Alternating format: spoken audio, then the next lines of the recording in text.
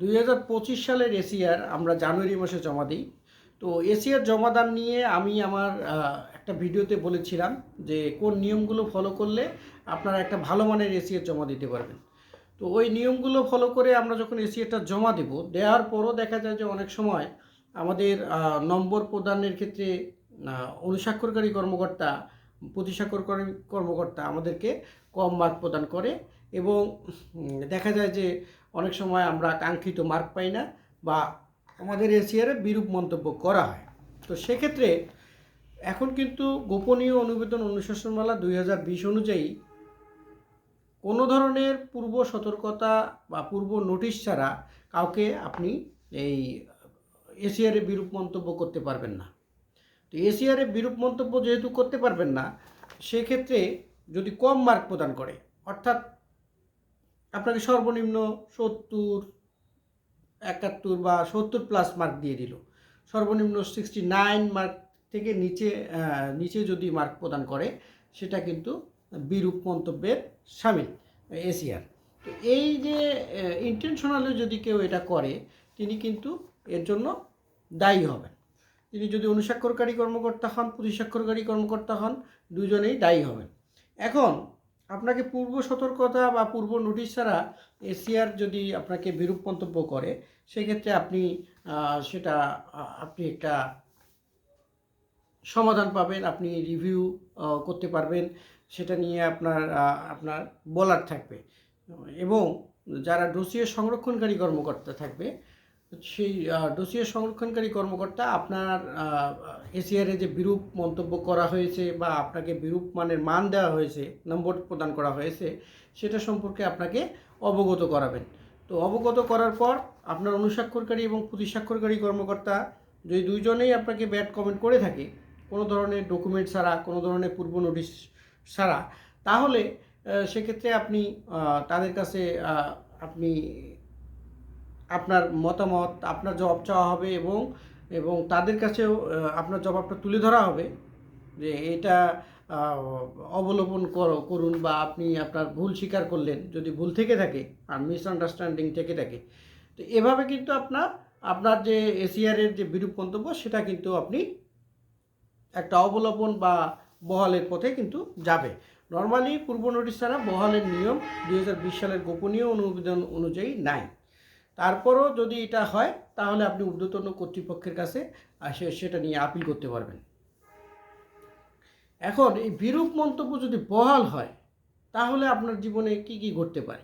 বিরূপ মন্তব্য যদি বহাল হয়, আমি আমার একটা ভিডিওতে বলেছিলাম যে এই এসিআরটা হচ্ছে পারমাণবিক বোমার মতো বা অ্যাটম বোমার মতো, হ্যাঁ, অ্যাটমিক বোমার মতো। কেন? পারমাণবিক বোমা যেমন একটা এরিয়া ধ্বংস করে দিতে পারে, তেমনি এই এসিআরের বিরূপ মন্তব্য একটা মানে পোটেনশিয়াল চাকরিজীবীর বা ধরেন যে উদীয়মান চাকরিজীবী, হ্যাঁ, তার কেরিয়ার ধ্বংস করে দিতে পারে। আর একটা মানুষের, একটা চাকরিজীবীর কেরিয়ার ধ্বংস করার জন্য এই এসিআর অনেকাংশে গুরুত্বপূর্ণ। তো এই এসিআর যদি বিরূপ মন্তব্য বহাল হয়, তাহলে কিন্তু আপনার প্রমোশন আটকে যাবে, আপনার বৈদেশিক ট্রেনিং সহ অন্যান্য যে সুবিধাগুলো আপনি পান, সেই সুবিধাগুলো কিন্তু আপনি প্রাপ্য হবেন না।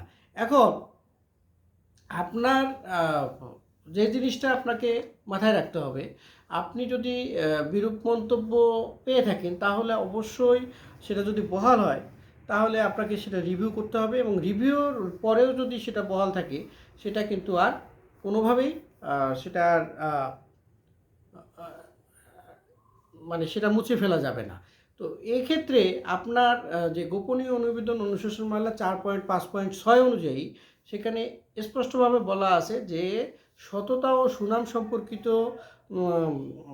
বিরূপ মন্তব্যের ক্ষেত্রে আপনার অবশ্যই সেটা 5 বছর পর্যন্ত বহাল থাকবে এবং অন্যান্য ক্ষেত্রে কি, আপনার কাজের মান ভালো নয়, আরও কাজের মান বৃদ্ধি করা প্রয়োজন, আপনাকে কাজে যত্নবান হওয়া প্রয়োজন, অর্থাৎ আপনি যত্নবান, আরও যত্নবান হবেন। আবার দেখা গেল যে আপনার কাজের মান বৃদ্ধি করা প্রয়োজন, মান উন্নয়নের প্রয়োজন রয়েছে। তো এই কথাগুলো যখন আপনার এসিআরে লেখা হবে, তখন সেটা আপনার অন্যান্য ক্ষেত্রে, অর্থাৎ আপনি সততা এবং সুনাম সম্পর্কিত নয়, এটা আপনার ব্যক্তিগত ডেভেলপমেন্টের জন্য বিরূপ মন্তব্য করা হয়েছে। তো এক্ষেত্রে আপনার বিরূপ মন্তব্য 3 বছর পর্যন্ত বহাল থাকবে, বহালের তারিখ থেকে 3 বছর পর্যন্ত। এখন এই বহালের তারিখ থেকে 3 বছর পর্যন্ত আপনি কিন্তু প্রমোশন পাবেন না। এসিআরে যদি বিরূপ মন্তব্য থাকে, সেটা যদি সততা সুনাম হয়, সততা সুনামের ক্ষেত্রগুলো আমরা জানি যে আমরা যদি দুর্নীতি বা আর্থিক কোনো তসরুপের সাথে সংযুক্ত না থাকি এবং আমাদের যদি কোনো বদনাম না থাকে, নারী ঘটিত বদনাম থাকতে পারে বা অন্যান্য যে কোনো বদনাম না থাকে, তাহলে কিন্তু সেটা কিন্তু আমাদের এই 5 বছর হবে না, 3 বছর স্থায়ী হবে।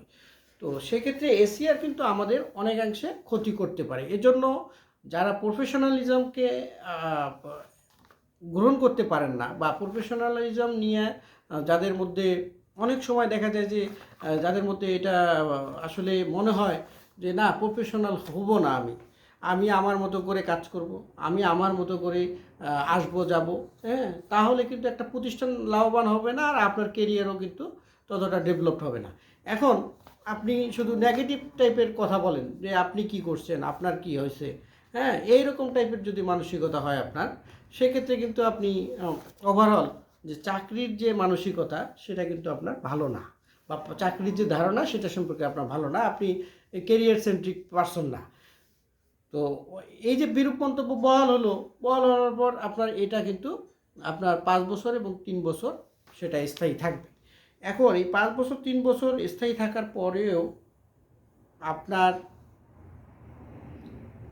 যে কেরিয়ারের যদি ডেভেলপমেন্টটা হয়, আপনি যদি এখান থেকে কোনো শিক্ষা গ্রহণ করেন, তাহলে কিন্তু আপনার ওভারঅল কিন্তু আপনি কিন্তু প্রতিষ্ঠানের জন্য ভালো হবেন এবং আপনার কেরিয়ারের জন্য ভালো করবেন। এজন্য এসিআর সাইড বাই সাইড কিন্তু এসিআর কিন্তু একজন অফিসিয়ালকে একদম কার্যকর বা ধরেন যে একটা প্রতিষ্ঠানের জন্য উপযোগী বা রিস্কিলিং করে তাকে তৈরি করার জন্য যে প্রসেস, সেটা কিন্তু